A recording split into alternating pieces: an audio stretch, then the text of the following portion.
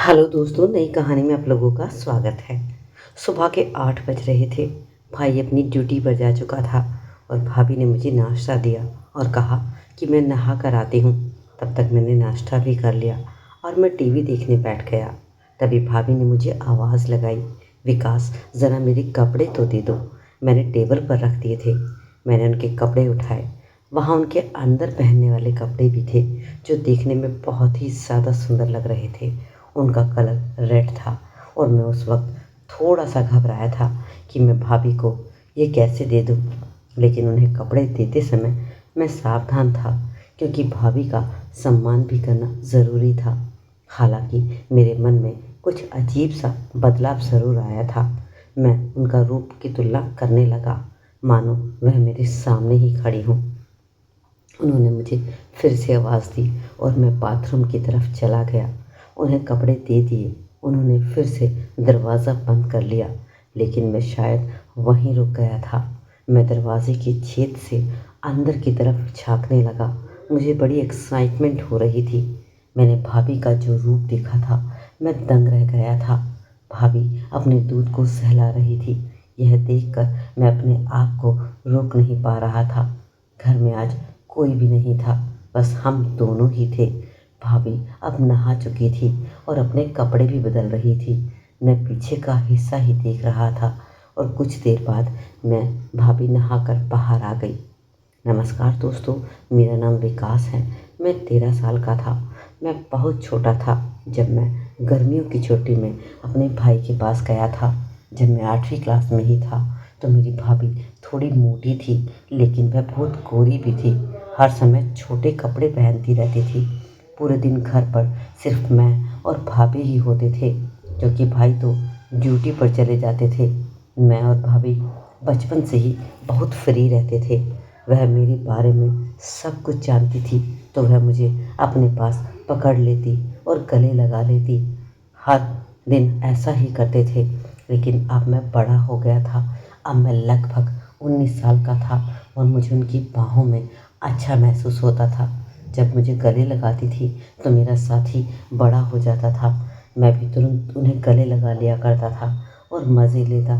कुछ दिन बीत गए। एक दिन सुबह हो गई। भाई काम पर गए थे, पर भाभी ने मुझे नाश्ता दिया।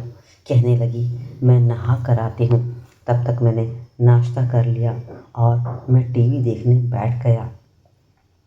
तभी भाभी की आवाज़ आई, विकास मेरे कपड़े दे दो। मैं रखे कपड़े उन्हें देने लगा तो देखा वहाँ पर उनका अंदर पहनने वाले कपड़े भी थे।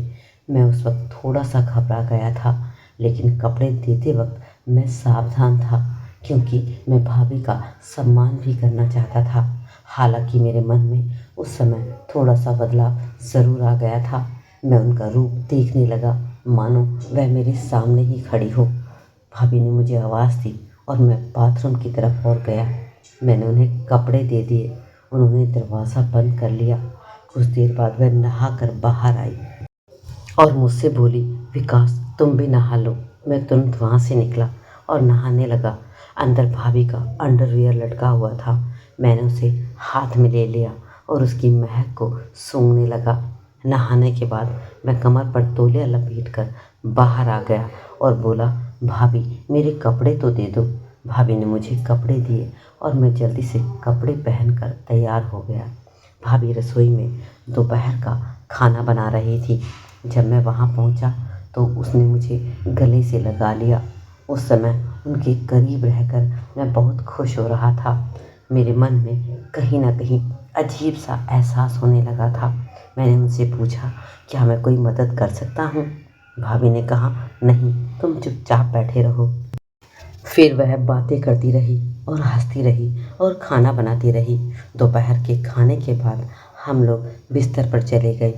भाभी अपनी चादर ओढ़ कर सो गई और बोली, विकास तुम भी यहीं पर सो जाओ, मैं बहुत थक गई हूँ। उसकी आवाज़ में कुछ अजीब खास था और उस पर कई सवाल भी खड़े हो गए थे। वह बोली, बदन भी बहुत ज़्यादा दर्द कर रहा है। मैं तुरंत भाभी से कहा, मैं आपके शरीर को दबा सकता हूँ अगर आपको कोई परेशानी ना हो। तो भाभी ने नहीं कहा। मैंने फिर से पूछा। मैं उनके पीछे पड़ा ही रहा और बोला, भाभी दर्द हो रहा है तो दबा दूँ? मैं धीरे धीरे उनके पैर दबाने लगा, उनके घुटने तक पहुंचा। मैं रुका और अब भाभी की वह चीज़ दिख रही थी। मैंने उनसे पूछा, भाभी ऊपर भी दबाना है? बोली, हाँ दबा दो, मुझे आराम मिलेगा। धीरे धीरे मैंने उनके कपड़े उठाए और उनका आकार देख सका। उस सामने के दृश्य को देखकर मुझे एक अजीब सा ही अनुभव हुआ। इस पल मेरा ध्यान उस चीज़ पर रुक गया और पूरी तरह पसीने से भीग गया।